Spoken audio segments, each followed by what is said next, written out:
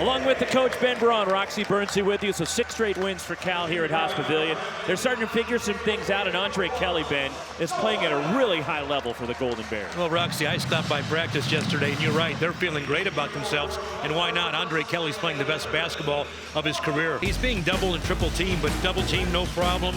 He's getting to the rim, but he's also now improving his game, stepping out to the high post area, and he's becoming a threat from there as well. I really like Jordan Shepherd. I like his ability to attack off the dribble. He's really quick. You can see he just blows by. They work on this every day in practice, and believe it or not, they work on the finish. They've got coaches there with all kinds of paraphernalia. Kwani moves in, lays it up and in with the left hand. Well, that's what Kwani can give you, Roxy. He's really good in transition. He's 6'9". He's athletic. Cal very fortunate that Dartmouth came away empty. They had 2 good looks inside, just couldn't finish it. Andre Kelly and Cam Kristoviak draws the charge.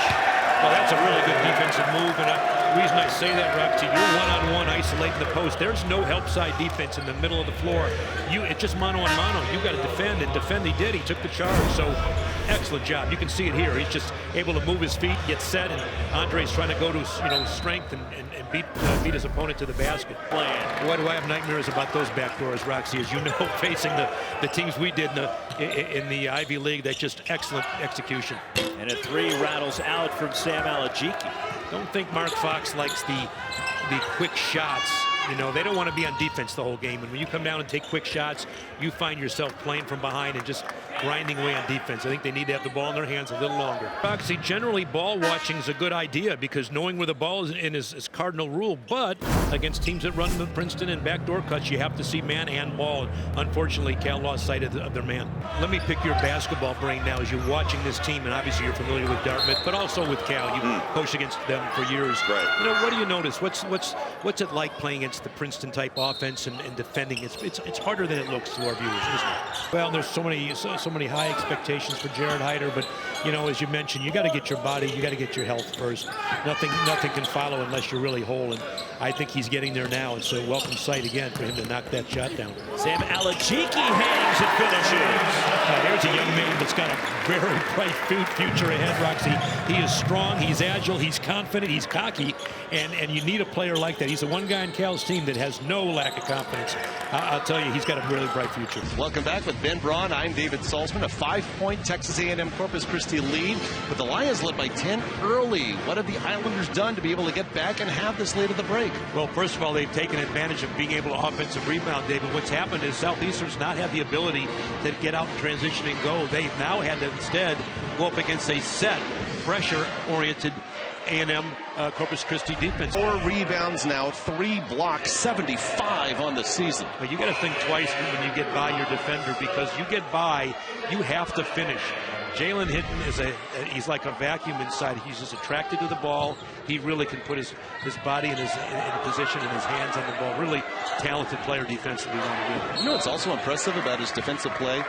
He hasn't been called for a foul in over 80 minutes of action. Incredible. I mean, that's just incredible. I've never not seen an aggressive player like that with that stat. That's discipline, though, Dave. That's why I think he's a next level player, because he's so clever and he's very disciplined in what he does. He's athletic, but he never seems to be out of control. You've been a part, as a head coach, of conference tournament crowns. Besides knowing you're going to the big dance, your best memories being around the team and staff. Oh, boy, there's so many, David. I can't just give you one, but, getting into the tournament and advancing, there's nothing like it. There really isn't. Your players really, it's a lifetime experience. They remember it. Their reunions are built around it. Joe Kasperzik off the market. You made a Sweet 16 at Eastern Michigan, but also at Cal. Compare the joy of that, though, to something like winning one big leagues like at Eastern Michigan. David, I do know Eastern Michigan going for the first time ever in its history with Grant Long there as a senior, taking the team, freshman Lorenzo Neely. The Thomas twins went on to go to 2 tournaments in the Sweet 16. It's really special to see those kids enjoy that. Your university, your town come together and join you for that trip, and get a chance to go play in the Carrier Dome, win games, 2 games, go to the NCAA Sweet 16, beating Duke one year with Earl Boykins and crew.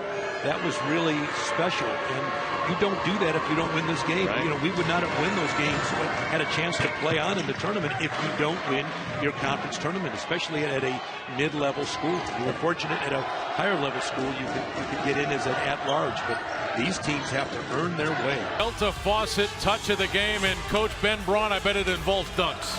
Absolutely, and why not? We've been keeping our producer Dave Feldman busy with all these replays all day long, and what a great highlight film! Just a great look at Chimezie Metu, but not to be outdone. How about Washington State coming back and showing their ability to play high above the rim, not only with their post guys, but with their guard. Z-O-N-E. You will probably see both teams go into a little bit more zone. Although, you know, guy, when you're down, it's hard to sit back in the zone because, you know, you feel like the time goes off the clock. You want to get back in the game. But when it's a close game in the shot clock, the zone is a good move. And here they go again, back to the zone. And Washington struggled a little bit with the zone the first half. They were not in the same rhythm. Back. Well, you're right. Benny Buckets is a guy that's given their team a big lift in a big way. How about being out 15 games, Greg, and coming back to do what he's done? 23 points, going inside, knocking down shots, going over the top of people, rebounding. Well, I think it is. Another reason, too, Mike, and Ashley, is because of the shot clock. You know, a lot of teams like to full court press. Oregon was very successful at that. They full court press.